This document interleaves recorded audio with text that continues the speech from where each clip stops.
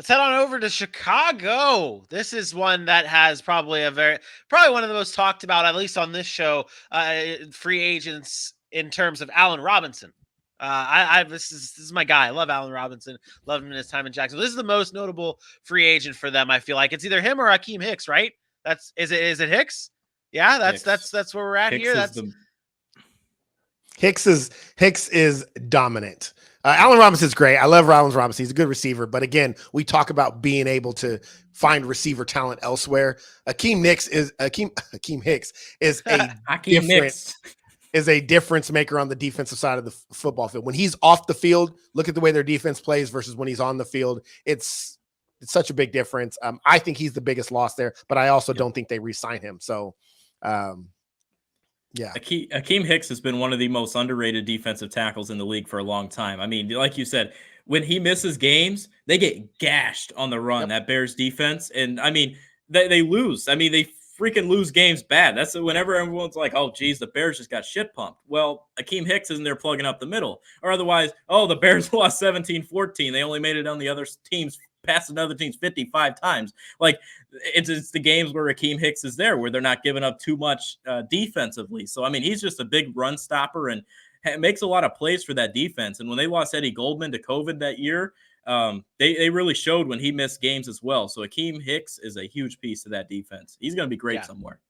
Yeah. Yep. It's funny we talk about Hicks and they probably won't be bringing him back. Talk about Robinson. They probably won't be bringing him back. So there's going to be a lot of holes to fill in Chicago. Aaron, who's the one free agent target that they need to be looking out for? Losing Allen Robinson hurts. You got a rookie or second-year quarterback now in Justin Fields, and you don't have many playmakers. You got a David Montgomery. You got a Darnell Mooney. I think you have to go find a big-time playmaker. I think the guy here it's Mike Williams.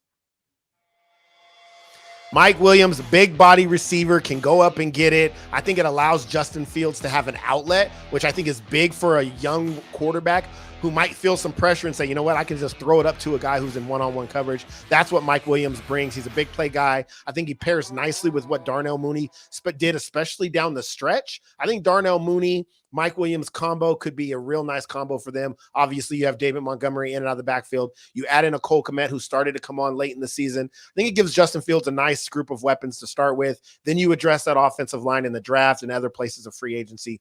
But I think it's key that they go out and get more weapons. And I think it can't just be young guys. Like I think Darnell Mooney is that young guy. I think they need to go out and get a guy that's been in the league a while that can go make plays. And I think that's Mike Williams. Is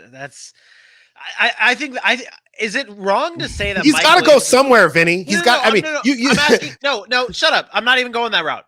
Is it fair to say that Mike Williams and Allen Robinson play a similar style at receiver? Yeah. Okay, that's what I was looking point, for. Bad ball thrower catcher. Fair, but you're not going to pay as much for Mike Williams as you would Allen Robinson, in my opinion. I think Mike Williams is overpaid. Mike Williams is not going to – I think people that think Mike Williams is going to garner this big-time 4-year, $80 million contract, I don't think that's happening. I know so people think it's happening. You're thinking teams are looking at the overall resume as opposed to what they just recently did, because that's what it comes down to when you're looking at Allen Mike Williams had an amazing year. Mike Williams had an amazing year, and he got 1,100 yards. Like – his amazing year was 1,100 yards and 9 touchdowns. That's not $20 million a year money. No. But what I'm saying is if you look at Allen Robinson, he did not have a good year at all. So you would think that Allen Robinson would get less money than Mike Williams, who had a good year. So that's what I'm saying here. No. The difference is Chicago is not going. They've already had Allen Robinson. They're not going to pay Allen Robinson $15 million, $14. They're not going to pay him at all. We're talking about as a whole here. At the end of the day, when Mike Williams gets his contract and when Allen Robinson gets his contract, is it going to be Allen Robinson that gets more money, or is it going to be Mike Williams? I don't know that I can answer that question. From Chicago, I know Mike Williams would get more money. Because Mike Williams is going to get more money because he's going to be overpaid. I mean, he has into consideration that Chicago has already seen what Allen Robinson has given them. They've already had their dispute. We're talking about as a whole. Had 1 year. Mike Williams has had 1 year, right? You cannot overpay these injury-prone guys. What did Will Fuller do this year? He played 25 snaps, caught 4 for 27, and collected his bag. I mean, you can't overpay these guys. Same with Corey Davis. Look, I mean, paying him right here, I'm going to call. You're not telling us anything we don't know. But somebody's going to. Hey, I'm going to make a Bears fan mad right now. You pay him, you're getting Cam Meredith again.